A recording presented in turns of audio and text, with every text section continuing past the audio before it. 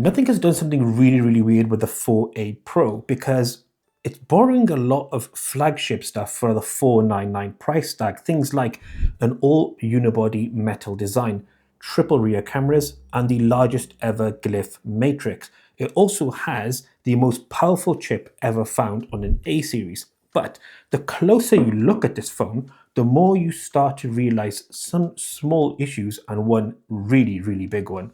Let's get deep into it. Unlike the competition at this $499 and slightly above price point, there's not single or dual lenses here like you find on the iPhone 17e and the Pixel 10a, but you actually get triple lenses on the back, and they're made up of a 50 megapixel Sony LYT700C as the main sensor, then a 50 megapixel Periscope telephoto at 3.5x, and an 8 megapixel ultrawide. And let's break down that main lens. It's a step up versus last year when it comes to daylight photography. Shots look really natural, detailed, and nothing has done a really good job not over sharpening or over saturating images like you do on other mid-range phones. The output is more natural looking, and some may argue it looks soft and flat, but I really like the images out the sensor, and it still captures all the right level of detail at daylight as well. The Periscope has a claimed shooter range up to 140x zoom, which is fine, but it isn't at all usable in all honesty. The 3.5x though is pretty good standard and does deliver nice images, much similar in terms of quality, detail and sharpness as that main lens, and still retains a nice balance of natural looking colors as well. The further you zoom up the focal range, even up to 140x, the more you do lose quality, and then you do see a lot of AI kicking.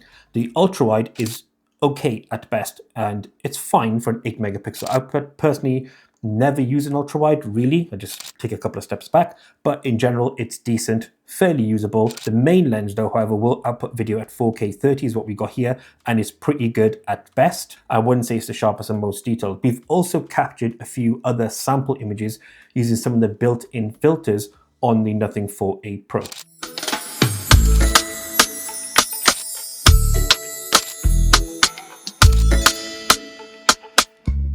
The standout of this Nothing 4A Pro, of course, is, you're going to guess, it is the design. It's an all-new metal unibody design, so that does mean you don't get wireless charging, but in the silver color, it does look really good. I would go as far as to say this is probably my favorite looking Nothing phone that they've ever done in the A series, of course. The camera plateau, of course, is quite large, and within that you do get the 3 sensors, but you also get the largest ever Glyph matrix as well, which is bigger than the 3. You can't customize it and use it via a button like you did on the Flagship 3 series device, but here you can access the playground, which will allow you to download different tools or toys, whatever you want to call it, that will allow you to customize that back Glyph matrix, and it is pretty good. My only concern would be, without that button, you have to go into the settings every single time to make any adjustments, which is a little bit of a miss. The other design difference, of course, beyond the unibody metal design is, of course, the essential key now move over to this side, which means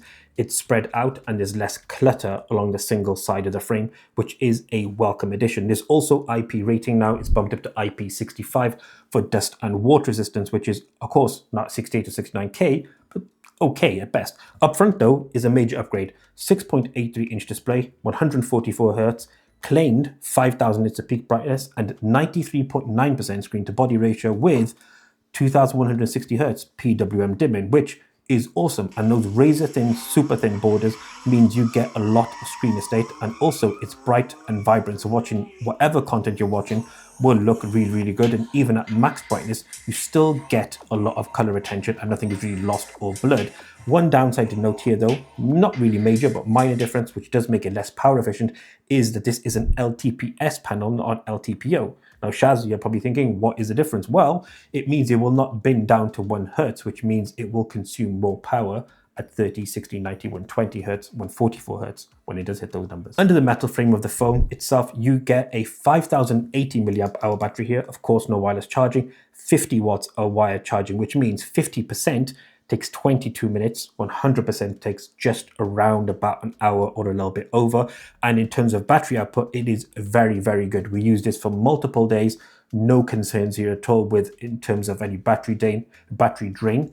And then the CPU, which I'll show you in a second, alongside that battery, and the OS is optimized purely for power and efficiency. So you don't get any real drain when you're using this phone. In fact, we probably used it for a couple of days roughly without needing to recharge it, which is pretty sick. And to emphasize that, we ran this through 3D Mark's Lifestyle Extreme test, the benchmark, and of course, it came back with 10% usage at its battery test, and it was still pretty power efficient, and there wasn't much in the way of throttling. Well, no throttling at all pretty much, which is pretty great. So it shows you just how well optimized and efficient the phone, OS and CPU are. That Snapdragon 7 Gen 4, we want to touch on this in terms of throttling, comes in at 99.1%, so it basically doesn't throttle, and loop scores are maintained really, really well. The only thing I would say is the display claimed at 144 Hz will never actually hit that number in any testing we ever had, or we're using this phone, never achieved it. But I think it's optimized for particular games, which we didn't really play. But games like Honkai Star Rail, can never say that properly, run really, really well on a 4A Pro. There's no issue with heat, thermal management. It looks great, it sounds great, and it runs really, really well.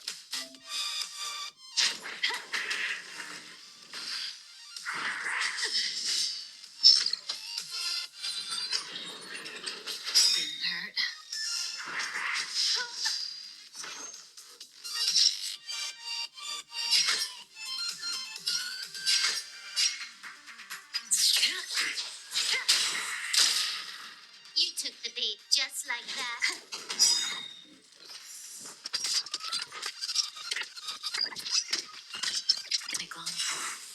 You took the bait just like that. Time for a buzz.